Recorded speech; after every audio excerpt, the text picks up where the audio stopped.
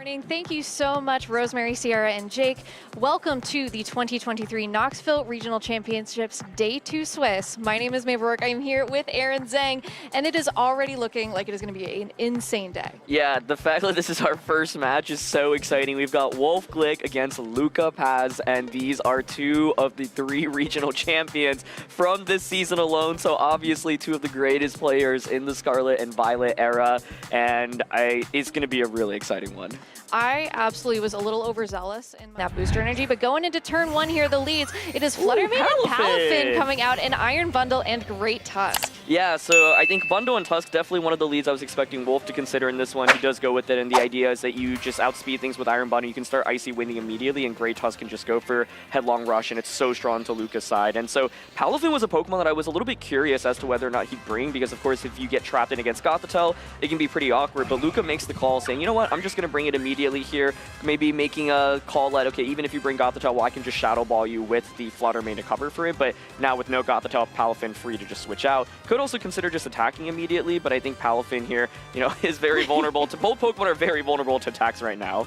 Yeah, I think a Freeze Dry is probably not going to be very comfortable for this Palafin right out of the gate. Plus the fact that you can switch early on does activate that hero form. Fluttermane will actually be the first Pokemon here to withdraw, is going to send out the Arcanine for Luca. Gets a big Intimidate off at this point onto that Great Tusk. Probably not a Pokemon that wants to take a Hydro Pump either, but that kind of depends on the call that you're willing to make if you're Wolfe. Icy Wind instead is the move choice. It does actually avoid the Arcanine here. Not going to get slowed down. Will connect into that Palafin and drop its speed here. Not going to be moving, you know, as fast as this Iron Bundle at any point, but Headlong Rush into the Arcanine is actually enough for a one-hit knockout. A huge start for Wolfe here. Yeah, you know, I like what Luca's going for here, though. I think recognizing, hey, Fluttermane is really important in this matchup. Arcanine's main purpose is to intimidate the attackers, right? And Palafin actually decides to stay in. It's going to go for that Wave Crash, of course, still in zero form, but it gets the one-hit KO onto Great Tusk. Great Tusk, not exactly the bulkiest Pokemon, especially after that defense drop as well. And so that's so much recoil damage, but you did get rid of one of the, you know, strongest offensive options. And if you look at what Wolfe has, that's that Gothitelle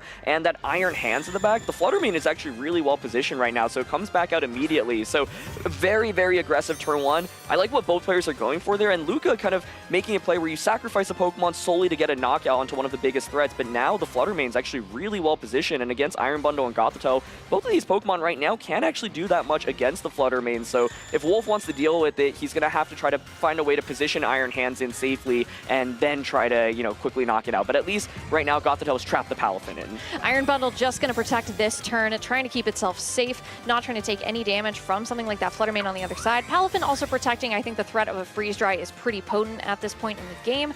Gothitelle also going to protect. We could see 4 protects here. We'll have to kind of see how that goes. Fluttermane, though, is going to be going for the Shadow Ball. No damage at this point. Yeah, I think the, you know, double protect here is really safe. One of the things about, I think, protect is it used to be such a good move in VGC, and it always has been, but in the Sword and Shield era with Dynamax, you know, it feels like a lot of players realize I don't really need it as much, but these formats remind me kind of like the old school days, right? And Protect is so safe, especially with the amount of choice Pokemon that exist, right? You can kind of just immediately say where your opponent's going to lock into. So now that the Palafin is trapped in, yeah, you can go for that Freeze Dry, knock out the Palafin, and Gothitelle here could consider a defensive Terra, basically, to survive the turn, and just not get knocked out by Shadow Ball. I'm also curious, you know, how invested the Gothitelle is. Is there any chance it could survive the Choice Spec Shadow Ball from the opposing side, even if it does not go for a Terra right now?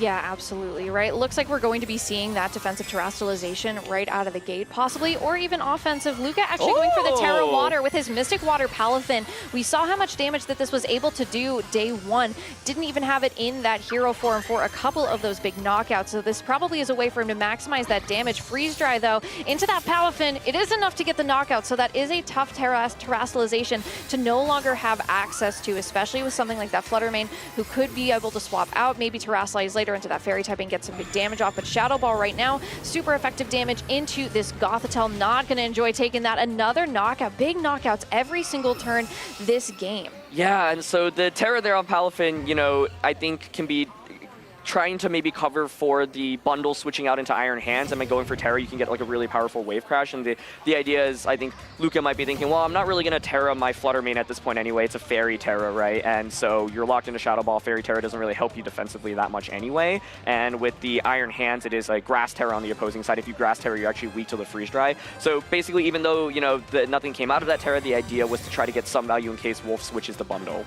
Yeah, Iron Bundle protecting once again this turn. The fake out from Lucas is faster for his Iron Hands onto the Iron Hands on Wolfe's side. The double up here with that Shadow Ball into the Iron Hands. Does a really good chunk, doesn't bring it down to under half, but that Iron Bundle's protect for naught.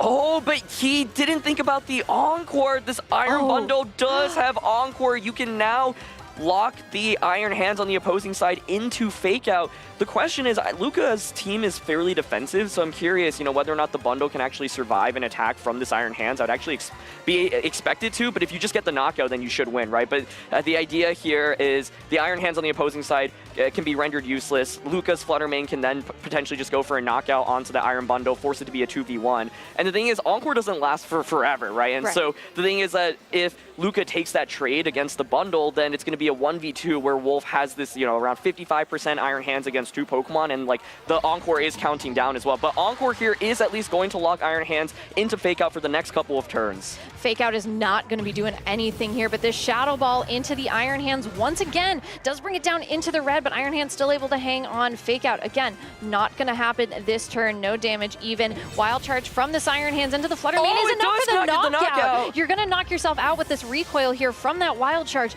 but you still have an Encore locked. 5 HP! 5 HP! Oh my goodness. I thought I was right there. I did too, yeah. So Luca going for the target onto the Iron Hands here, basically saying, okay, I think you're going to knock yourself out from recoil, and if you do, then it's my Assault Vest Iron Hands. Yeah, it's kind of locked into Fake Out, but actually, you know, the reality is, because it would have been locked into Fake Out, given that Flutter main fainted, you could just keep Encoring into the opposing Iron Hands. And so Encore really the move, I would say, let's save the game there. And I think for Luca, there was the ability to maybe consider going for like the close combat and the Shadow Ball double up onto the Iron Hands that turn, but goes for Fake Out. And in the end, Encore is kind of what seals that game. But yeah, in the end, I was thinking maybe Flutter main could survive Wild Charge. I've seen players run like a ton of defense, and if Iron Hands isn't like max attack, for example, maybe there's a chance of surviving. But in the end, that is not the case, and it is just the knockout onto Flutter main. Flutter main's obviously really, really frail, but I think one metagame adaptation I've seen is people running like a ton of HP and defense on it recently.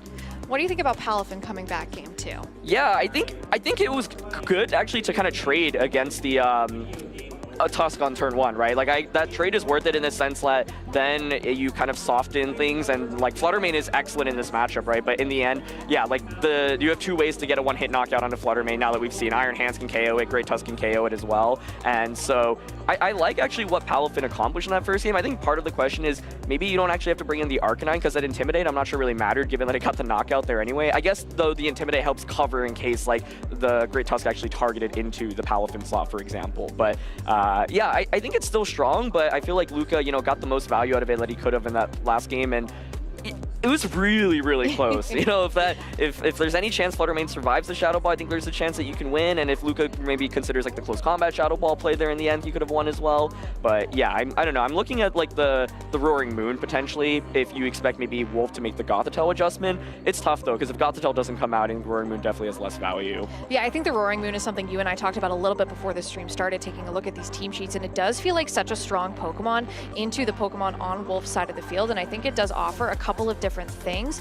Maybe even at that point, right, it still is weak to that Iron Bundle, which was kind of Wolfe's MVP for that match. It didn't do as much offensive output as we've seen Iron Bundle typically do in the past, but just the pressure of that Encore really does, I think, set Luca on the back foot a little bit, and I think he's going to be a little bit more careful about maybe clicking Fake Out at some other points in the game, knowing that if he has to keep his end game in mind, then he cannot allow himself to get locked in. However, it is Flutter main and Palafin once again for the lead here for Luca, and Gothitelle and Great Tusk from Wolfe. Yeah, so Gothitelle now prevents the Palafin, of course, from switching out, but last time Luca was comfortable just staying in with Palafin and, you know, going for damage immediately here, and Wolfe looking to play very aggressively here on that first turn, considering that Terra immediately with the Gothitelle defensively. And yeah, Palafin right now, you know, it can't do that much damage. That being said, in the previous game, we did see it actually get the knockout onto the Great Tusk after, you know, the defense drops in. But so, yeah, I think that the main thing here is Luca's Pokemon just fall very quickly to this Great Tusk. The Great Tusk is so powerful, and so